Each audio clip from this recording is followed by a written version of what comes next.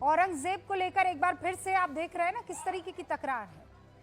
ये बात कहने में क्या दिक्कत और क्या परेशानी है, क्या दर्द हो जाता है कि एक शख्स जिसने अपने बाप को प्यासा मारा, एक शख्स जिसने अपने भाई को मार दिया, एक शख्स जिसने जबरदस्ती इस्लाम को थोपने की कोशिश की, लाखों लाखों खून जिसके सर पर है, वो महान है, वो सूफी हो जाता है।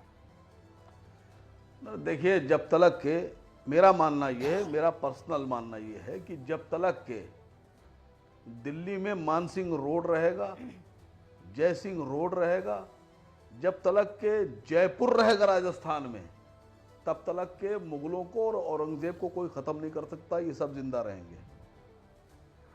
मेरा मानना ये है कि औरंगजेब ने जब हुक्म दिया कि किसकी हत्या कर दो, इस पे हमला कर दो, इस पे जंग कर दो, इसको नेस्तनाबूद कर दो, तो उस हुक्म का पालन करने वाले जो लोग थे, अगर उनके नाम जिंदा रहेंगे तो औरंगजेब और मुगल कभी नहीं मर सकते।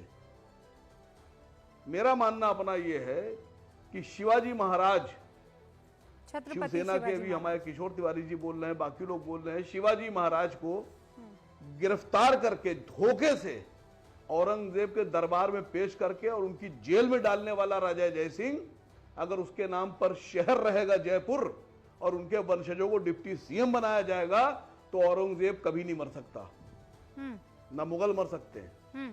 मान सिंह से लेकर और राजा जयसिंह सवाई तक ये सब मुगलों के लिए काम कर रहे थे, सारे कछवाहा राजपूत।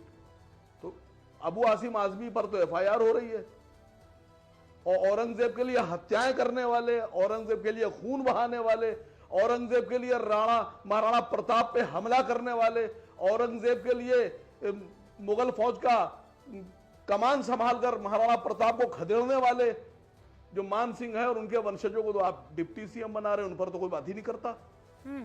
मैं टेलीविजन के ऊपर आज भारत सरकार से मांग करता हूं कि औरंगजेब के नाम की कोई सड़क नहीं होना चाहिए, कोई शहर नहीं होना चाहिए, लेकिन मान सिंह के नाम पर रोड का नाम बदलिए, जयसिंह के नाम पर रोड का नाम बदलिए, राजा जयसिंह के नाम से बसाए गए जयपुर को उसका नाम बदलिए, और जयसिंह के वंशजों को डिप्टी सीएम पद से हटाइए। उनका हुकूमत में कोई काम नहीं है।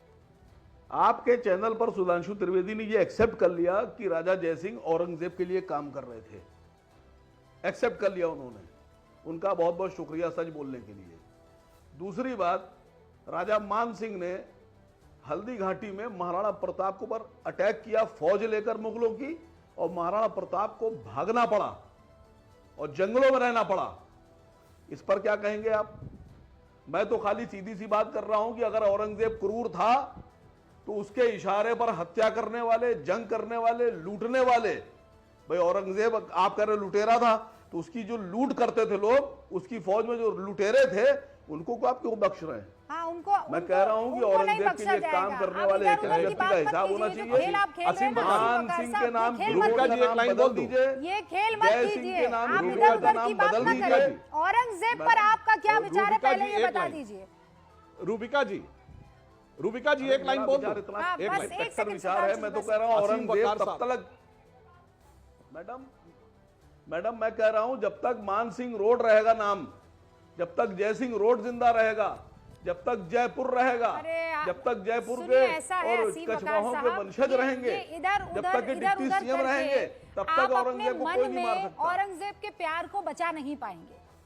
देखिए, मैं तो ये कह रहा हूं कि जिस आदमी ने शिवाजी महाराज को धोखे से फंसाकर गिरफ्तार कराया, और जिस आदमी ने महाराणा प्रताप को उन पर हमला कर दिया हल्दी घाटी में और उनको जंगल भागना पड़ा मजबूर होकर, घायल होकर, मैं तो कह रहा हूं उस आदमी के बारे में बोल रहा हूं कि वो मुगलों के लिए काम कर रहा था, औरंगजेब के लिए और मुगलों के लिए काम कर रहे थे जो लोग, उनको आप लोग क्या समझते हैं?